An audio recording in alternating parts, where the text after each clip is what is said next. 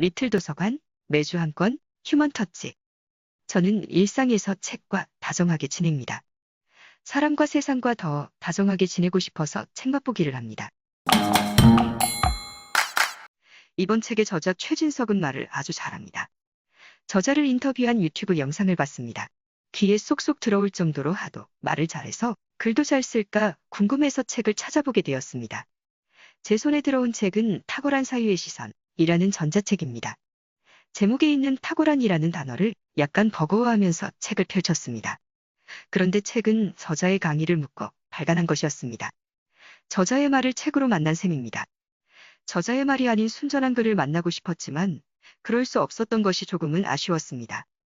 저자는 탁월함에 대해 선도력과 연결시켜 다음과 같이 설명합니다. 선진국에 가보면 많은 사람들이 박물관이나 갤러리를 자주 다니는 것을 볼 수 있다. 선진국 사람들이 박물관이나 갤러리를 자주 가는 것은 두말할 것도 없이 재미있으니까 가는 것이다. 그곳에서 재미를 발견하는 시선을 가지고 있다는 것이다. 이 정도의 시선이라야 선도력을 발휘할 수 있다. 선도력은 최초로 앞장서서 이끌고 안내하는 능력을 말합니다. 저자의 설명은 계속됩니다. 스웨덴은 중앙은행 시스템을 최초로 시작한 나라였다. 선도력을 가져본 적이 있는 나라는 선도력을 가져본 적이 없는 나라보다 매사의 수준이 높다. 가난과 노사 분기로 몸살을 앓던 스웨덴을 행복한 국가로 만든 저력은 이 선도력을 행사해본 경험의 연장선상에 있다. 우리에게는 아직 없는 것이다. 선도력은 반드시 우리가 가져야 할 높이다. 나는 박물관이나 갤러리 가는 것을 그리 즐기지 못했다. 가서도 재미를 느끼지 못했기 때문이다. 재미를 느끼지 못하는 것은 박물관이나 갤러리가 발산하는 높이의 시선에 내 시선이 일치하지 못해서이다. 일치하지 못하면 거기서 재미를 느낄 수 없다. 최근에 와서야 박물관이나 갤러리가 인간의 지성을 성장시키는 데 중요하다는 것을 알았다. 또 성장된 지성의 높이를 가져야만 즐길 수 있는 곳이라는 것을 알고 일삼아 다니기 시작했다. 그러다 보니 이제는 조금이나마 즐길 수 있게 되었다. 유물들이 있었던 그 시대, 그 문화권 사람들의 동서를 읽는다. 그 움직임의 패턴을 읽는다. 그것을 문화라고 할 수 있을 것이다. 유물은 보이고 만져지지만 유물들이 있었던 인간의 동성과 문화는 보이지 않고 만져지지 않는다. 다만 읽혀질 수 있을 뿐이다. 눈에 보이지도 않는 이것을 읽을 수 있는 능력, 이것 때문에 인간은 특별해질 수 있다. 이것이 바로 탁월함을 잉태하는 능력이다. 저자는 장자에 나오는 큰 박 이야기로 탁월한 사유에 대해 보다 쉽게 이해시켜 줍니다. 그 이야기는 다음과 같습니다. 배자가 위나라 왕으로부터 큰 박이 열리는 씨를 얻어왔다.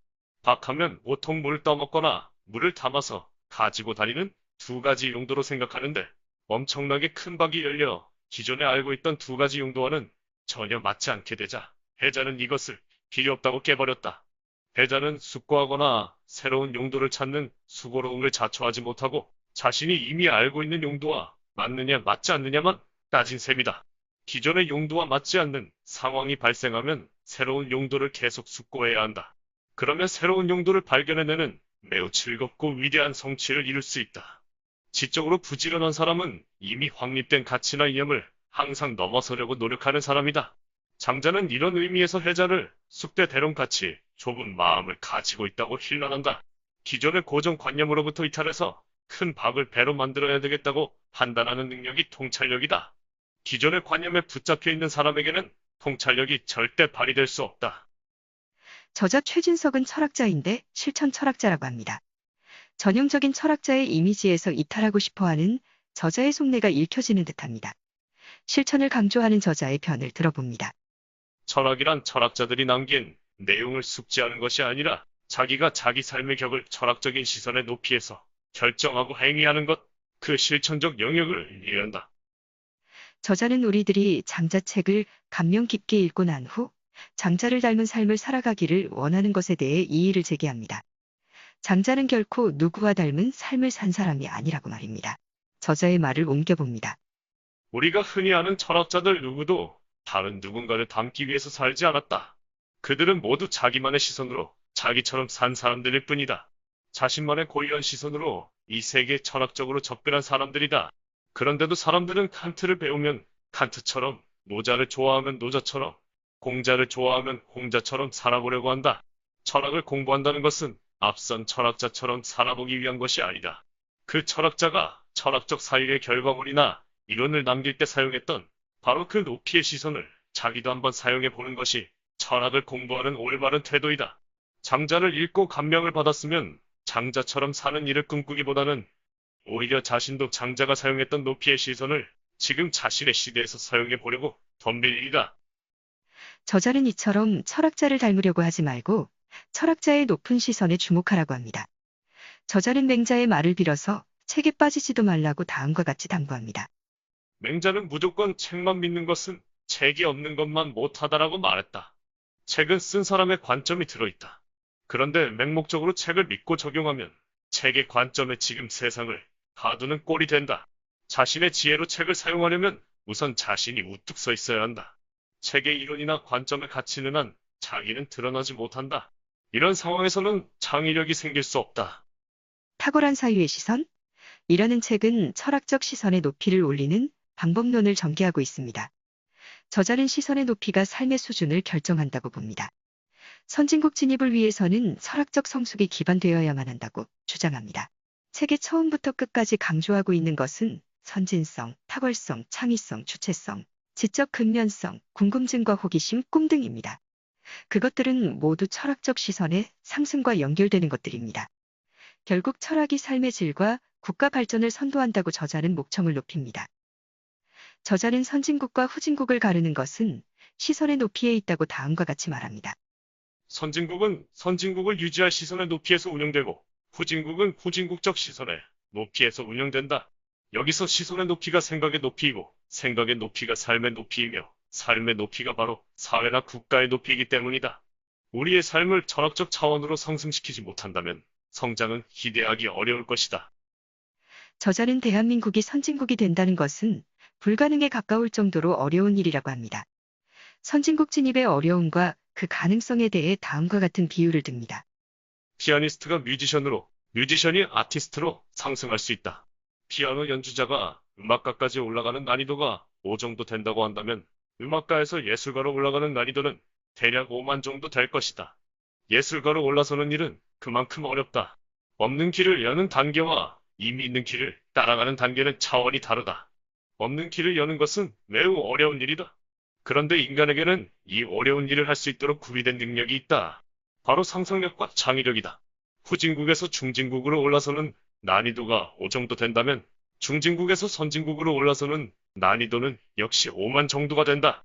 우리는 지금 중진국 상위 수준에 도달한 이후 더 높은 단계로 상승하지 못하고 계속 갇혀있는 형국이다.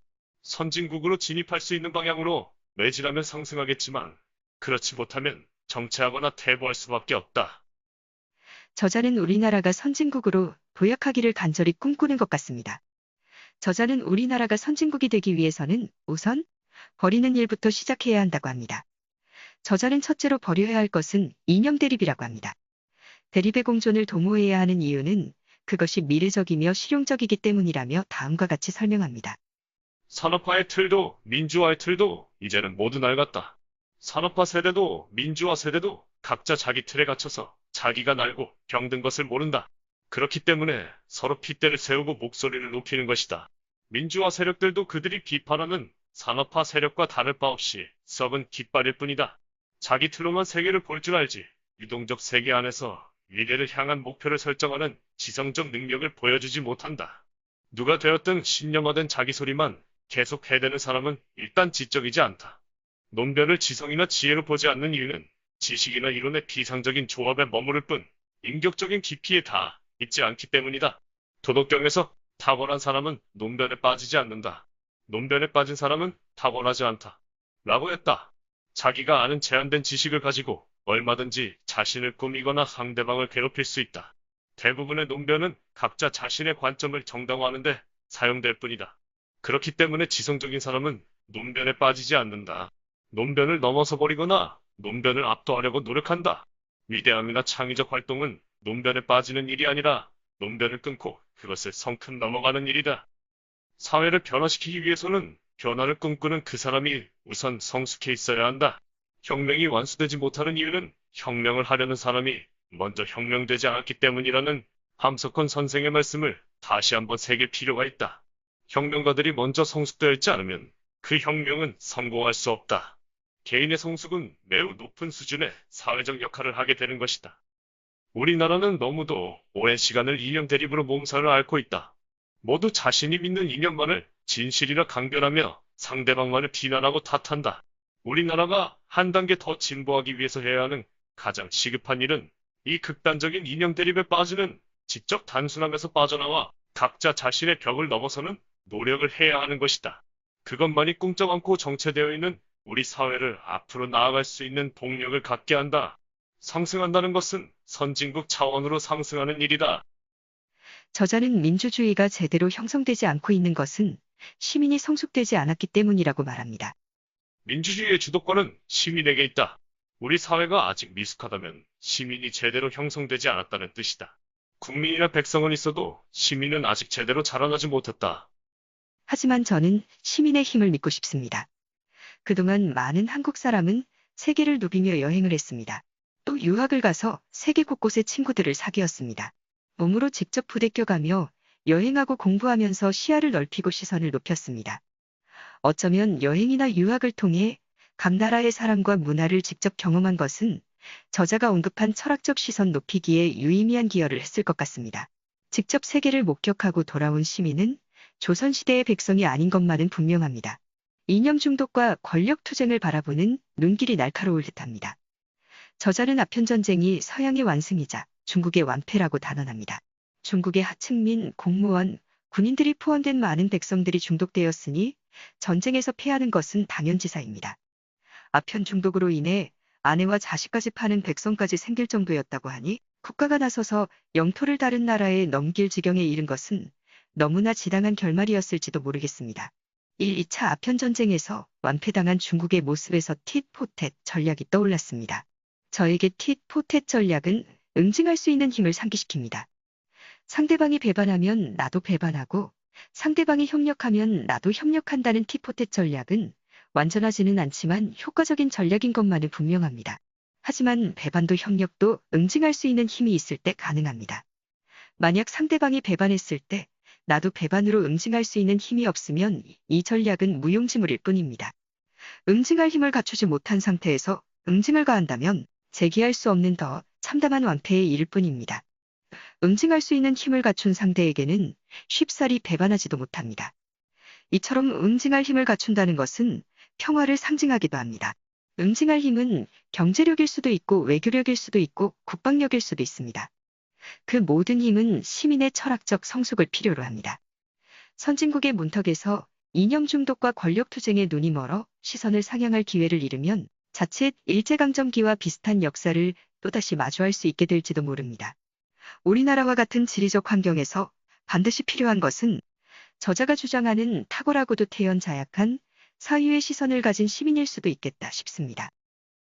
저자는 조선이 임진왜란을 당한 것도 치욕이지만 더 큰 치욕은 이것을 되갚아줄 어떠한 시도도 행하지 못하다가 일본에게 나라를 빼앗긴 것이라고 합니다. 또 일본에 당한 치욕을 되갚아줄 힘을 모으지 않고 감정적으로 일본을 증오하고 있다는 사실을 안타까워합니다. 반일을 외치는 정치가가 거짓말을 하고 부정한 일을 저질렀다면 그 자야말로 오히려 친일을 한 것이나 마찬가지라는 걸 저자는 일깨워줍니다. 일본을 향한 제대로 된 자세에 대해 다음과 같이 말합니다. 일본을 증오하는 대신에 일본인들보다 더 자신의 일에 몰입하고 헌신해야 한다. 일본인들보다 더 신용을 지켜야 한다. 일본인들보다 더 친절하고 예의를 지키며 공공 질서를 지켜야 한다. 일본인들보다 더 책을 많이 읽고 더 깊은 탐구 정신을 가져야 한다. 일본보다 더 전략적이어야 한다. 일본보다 더 청렴해야 한다. 일본을 증오하는 데 쓰는 힘보다 훨씬 더 큰 힘을 일본을 배우고 극복하는 데 써야 한다. 일본을 증오하기만 하다가는 다시 치욕을 당할 가능성이 커질 뿐이다. 지금부터라도 일본인들보다도 더 정직해야 한다. 저자는 철학이 현실을 지배하고 세상을 바꾸는 힘을 제공한다고 봅니다. 세계의 변화를 읽어내고 거기에 반응하고 적응하는 힘도 발휘한다고 봅니다. 창의력과 상상력도 철학에서 비롯된다고 봅니다. 개인이나 국가의 성숙도 당연히 철학과 연계되어 있다고 봅니다. 선진화란 사회의 상승이 기본 조건인 바 바로 철학이 있다. 철학이란 시대의 흐름을 포착해내는 지성적인 힘이기 때문이다. 단순한 지식 습득에서 벗어나 더 높은 차원에서 독립적으로 생각할 수 있을 때 철학은 시작된다. 저자가 그토록 갈망하는 선진국은 오로지 이성이나 철학의 틀에만 갇혀 있지는 않을 것이라고 저는 생각합니다. 선진국은 철학 너머의 세계, 이성 너머의 세계를 상상할 수 있는 여유로 도덕과 예절을 만들고 문화와 예술을 만들지 않을까 싶습니다. 저자는 난생 처음으로 공부가 재밌는 일이라는 것을 자각했던 순간을 들려줍니다. 그런 순간이 자신에게 주어졌던 것에 대해 우주 대자연이 준 선물로 표현하고 있습니다. 그 문장들을 옮기면서 책 맛보기를 마칠까 합니다. 새로운 사람이 되어가는 축복을 느낄 수 있었다. 자신에게 정말 진실하면 우주 대자연이 주는 선물이 있다. 자신한테 진실하면 어떤 운명 같은 것이 나를 어디론가 데려갈 것이다. 탁월함을 추구하고 덕을 이루면 마치 행운이나 선물처럼 신명한 통찰력이 생기고 성인의 마음이 따라서 갖춰지게 된다. 우리가 학문을 하고 인격을 수양하는 일을 진실하고도 성실하게 해나가면 통찰력이나 성인 수준의 마음을 갖는 행운을 얻게 되는 것이다. 이번 책은 저자의 암과 사유에 나름대로 반박과 질문을 마구 해대며 읽는 재미가 쏠쏠했습니다. 지금까지 리틀 도서관 매주 한 권 휴먼터치 황진이었습니다. 책 맛보기는 그저 제가 경험한 책, 사람, 세상 이야기일 뿐입니다. 이야기하다 보면 사람이 덜 된 저 자신을 즐겁게 발견하게 됩니다.